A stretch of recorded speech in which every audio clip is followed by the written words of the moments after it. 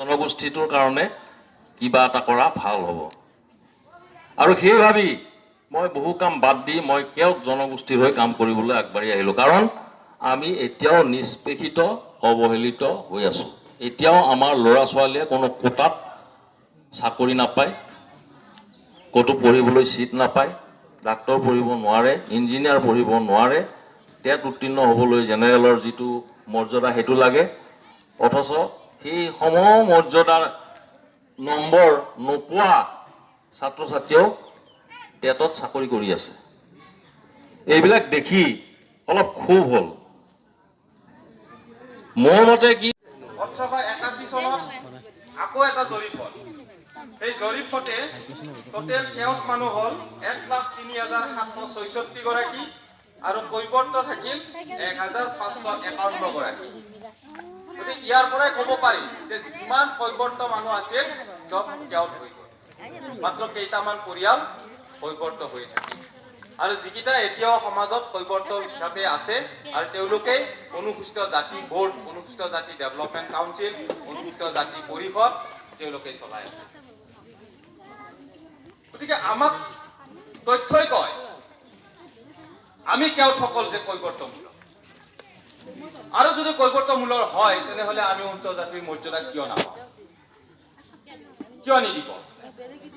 আৰু এই তথ্যবিলাক প্ৰত্যেকজন ডিচিৰ হাতত আছে কাৰণে তেখেতসকলে আমাৰ জাতিৰ চাৰ্টিফিকেটবিলাক, এতিয়া সমস্যা হ'ল জাতিৰ চাৰ্টিফিকেট বিচাৰি যাব হ'ল। যিবিলাক জিলাৰ প্ৰত্যেক জিলাত যেনেকৈ অনুষ্ঠিত জাতিৰ সদস্য দিয়া আছে, এই সদস্যবিলাকৰ ওচৰত আমি যাব লাগে। যোৱাৰ লগে লগে তেওঁলোকে কি কৰে, তোমালোক ভালৈকত মানুহ, তোমালোক SC নহয় নহয় বুলি পঠাই দিয়ে, নাই নাই দিব নোৱাৰি। কিন্তু এচাক মগজুটি আমি আগবঢ়া নাই, পিছপৰা আমি হেৰি কৰি আজি ভগৱান শ্ৰীকৃষ্ণ কি আছিলে? ভগৱান শ্ৰীকৃষ্ণক ব্ৰাহ্মণ নাছিলে, কিন্তু আজি ব্ৰাহ্মণজনেও ভগৱান শ্ৰীকৃষ্ণক কিয় সেৱা কৰে? আজি বিভিন্ন আছে, বহুত সৰু সৰু জাতি জনগোষ্ঠীক আমি আজি তেওঁলোকক মানি আছো। কিয় মানি আছো? মাত্ৰ তেওঁলোকৰ মগজুৰে, তেওঁলোকৰ একতাৰে তেওঁলোকে কৰা কামখিনিৰ কাৰণে। হয়, আমি পিছপৰা জাতি হয়, কিন্তু পিছপৰা জাতি হ'লেও আমাৰ মগজুবিলাক পিছপৰা নহয়। আমি এইটো কথা ক'ব লাগিব যে আমাৰ কেওটসকলৰ মই যিমানখিনি মই জানো আমাৰ মগজুবোৰ পিছপৰা নহয়। আমি এক উন্নত জাতিৰ দৰে আগবাঢ়ি যাম। আৰু উন্নত জাতিৰ দৰে আগবাঢ়ি যাওঁ যদিও আমি কিয় খুজিছো? আমাক ক'ব এতিয়া আমি যদি উন্নত জাতি আমি SC কিয় খুজিছো? আমি এইকাৰণে SC খুজিছো কাৰণ আমাক যদি এটা ডাঙৰ জাতি জনগোষ্ঠীৰ ওচৰত গ'লে যদি আমাক সৰু বুলি যদি তেওঁলোকে আমাক পিছ পৰি সৰু বুলি কৰি তেওঁলোকে যে আমাক তলত বহিব দিয়ে, আমাক যদি আমাৰ কেওটৰ তাত যদি ল'ৰা ছোৱালী বিয়া দিব নোখোজে, তেতিয়া আমি ডাঙৰ জাতি হৈ লৈ কি লাভ কৰিম? গতিকে আমি যেতিয়ালৈকে তেওঁলোকে আমাৰ প্ৰতি তেওঁলোকৰ ভাৱ সলনি নহ'ব, তেতিয়ালৈকে আমি সৰু জাতি হিচাপেই আমি চিনাকি দিম।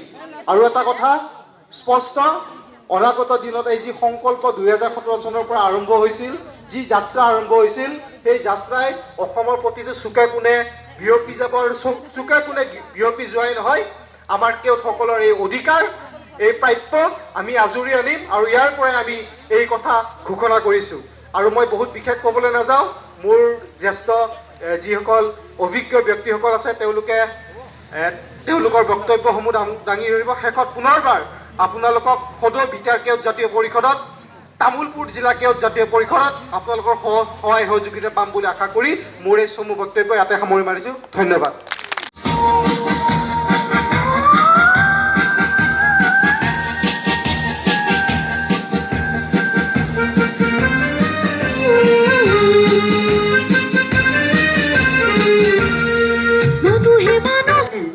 যে পত্নীক খোৱা বোৱা দিব পৰা নাই, ভালধৰণে যিধৰণে চলাব লাগে সেইধৰণে চলাব পৰা নাই, এই বিষয়টো পত্নীয়ে কৈছে যে মোক আপোনালোকে খোৱাব ধুৱাব নোৱাৰে, কিয় বিয়া পাতিছে? এই কথাষাৰ তিনি ধৰণে কৈছে। উজনি অসমৰ মহিলাগৰাকীয়ে কি বুলি ক'ব, মধ্য অসমৰ আমাৰ নলবাৰী গড়েশ্বৰৰ মহিলাসকলে কি বুলি ক'ব, আৰু বৰপেটাৰ মহিলাই কি বুলি ক'ব, এই বাক্যষাৰ মই সেই কথাষাৰ ক'ব খুজিছোঁ।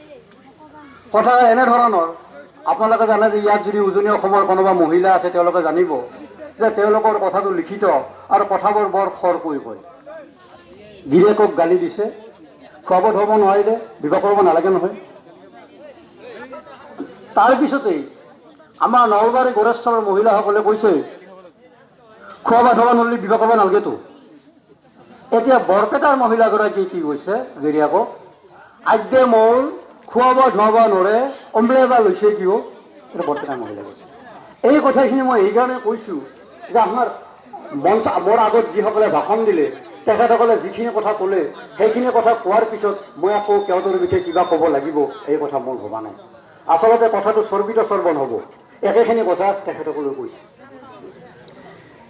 এতিয়া মই এই কথাষাৰ ক'ব বিচাৰিছোঁ, আপোনালোকে আমাৰ কেওট জাতীয় পৰিষদৰ সংগঠনৰ বিষয়ে অকণমান ক'ব বিচাৰিছোঁ যে আজি যে ইয়াত আপোনালোকে সমবেত হৈছে তামোলপুৰ জিলা চেৰফাং আঞ্চলিক সমিতিখনৰ নিমন্ত্ৰণত যে